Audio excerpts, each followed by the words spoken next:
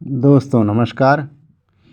हमारे YouTube channel पर आप लोगों का बहुत बहुत स्वागत है।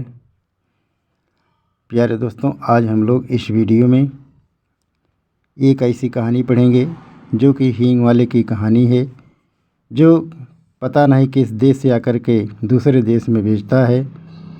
तो किस तरह का वो व्यक्ति था। वह लगभग 35 साल का एक खान आंगन में आकर रुक गया। हमेशा की तरह उसकी आवाज़ सुनाई दी, अम्मा अम्मा हींग लोगी। पीठ पर बांधे हुए पीपे को खोलकर उसने नीचे रख दिया और मौलसिरी के नीचे बने हुए चबूतरे पर बैठ गया। भीतर बरामदे से 9-10 वर्ष के एक बालक ने बाहर निकलकर उत्तर दिया, अभी कुछ नहीं लेना है, जाओ। पर खान भला क्यों जाने लगा, जरा आराम से बैठ गया और अपने साफे के छोर से हवा करता हुआ बोला, अम्मा हींग ले लो। अम्मा, हम अपने देश जाता है, बहुत दिनों में लौटेगा। सावित्री रसोई घर से हाथ धोकर बाहर आई और बोली, हींग तो बहुत सी ले रखी है खान, अभी 15 दिन हुए नहीं, तुमसे ही तो ली थी। वह उसी स्वर में फिर बोला, हेरा हींग है माँ, हमको तुम्हारे हाथ की बोहनी लगती है, एक ही तोला ले लो, पर लो ज़रूर। इतना कहकर फौरन एक डिब्बा सावित्री के सामने सरकाते हुए कहा, तुम और कुछ मत देखो माँ, यह हींग एक नंबर है, हम तुम्हें धोखा नहीं देगा। सावित्री बोली, पर हींग लेकर करूँगी क्या, ढेर सी तो रखी है। खान ने कहा, कुछ भी ले लो अम्मा, हम देने के लिए आया है, घर में पड़ी रहेगी। हम अपने देश को जाता है, खुदा जाने कब लौटेगा। और खान बिना उत्तर की प्रतीक्षा किए हींग तौलने लगा। इस पर सावित्री के बच्चे नाराज हुए, सभी बोल उठे, मत लेना माँ, तुम कभी न लेना, जबरदस्ती तोले जा रहा है।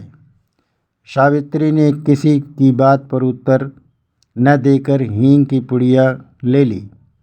पूछा, कितने पैसे हुए? तो खान ने कहा, 35 पैसे हुए अम्मा।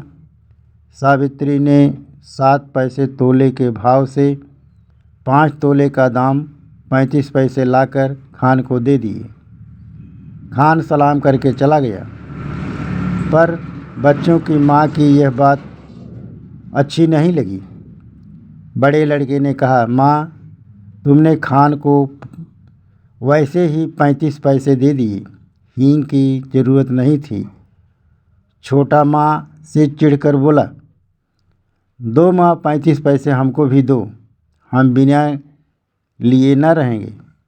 लड़की, जिसकी उम्र लगभग 8 साल की थी, बड़े गंभीर स्वर में बोली, तुम माँ से पैसे न मांगो, वह तुम्हें नहीं देगी, उनका बेटा वही खान है।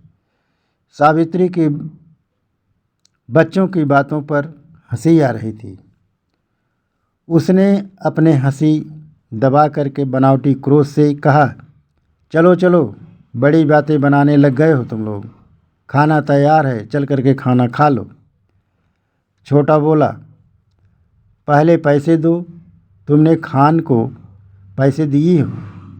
सावित्री ने कहा, खान ने पैसे के बदले में हींग दी है, तुम क्या दोगे?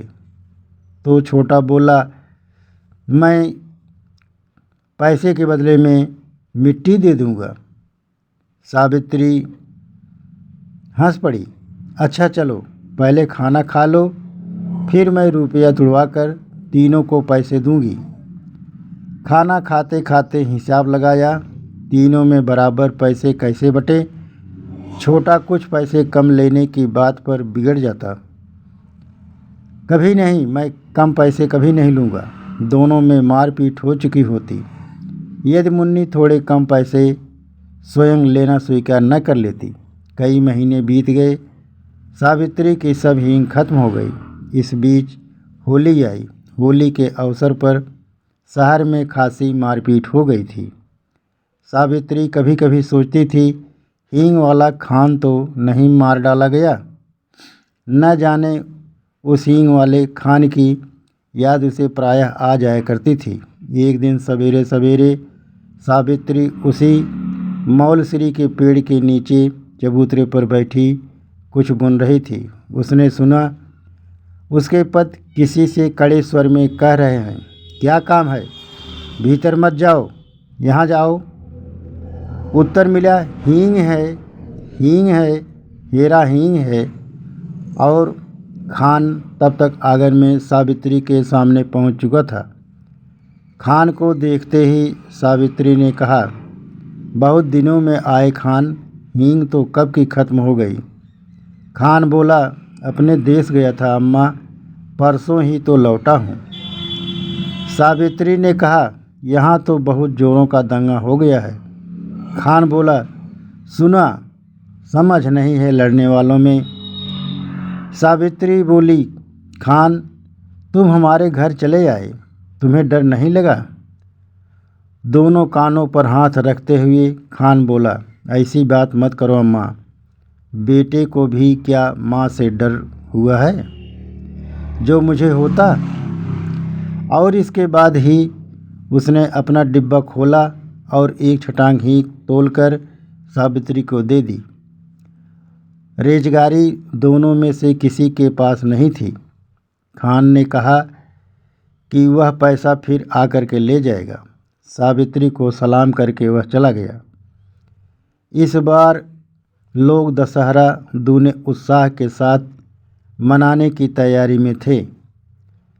4 बजे शाम को माँ काली का जुलूस निकलने वाला था। पुलिस का काफ़ी प्रबंध था। सावित्री के बच्चों ने कहा, हम भी काली का जुलूस देखने जाएंगे। सावित्री के पति शहर से बाहर गए थे। सावित्री स्वभाव से थोड़ा डरपोक भी थी। उसने बच्चों को पैसों का, खिलौनों का, सिनेमा का न जाने कितने कितने प्रलोभन दिए, पर बच्चे न माने सो न माने। नौकर रामू भी जुलूस देखने को बहुत ही उत्सुक हो रहा था। उसने कहा, भेज दो न माँ, मैं अभी दिखा करके लिए आता हूँ। लाचार होकर सावित्री को जुलूस देखने के लिए बच्चों को बाहर भेजना पड़ा। उसने बार बार रामू को समझाया कि दिन रहते ही वह बच्चों को लेकर के लौट आए।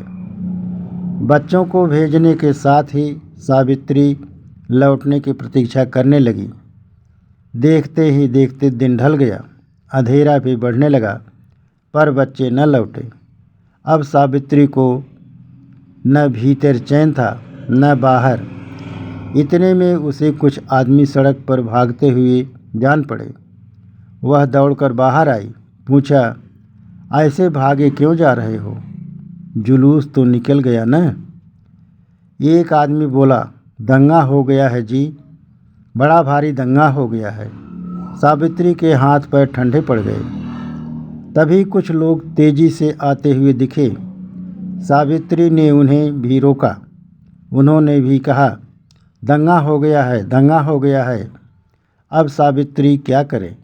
उन्हीं में से एक से कहा, भाई तुम मेरे बच्चों की खबर ला दो। 2 लड़के हैं, 1 लड़की है। माँ तुम्हें मुँह मांगा इनाम दूंगी।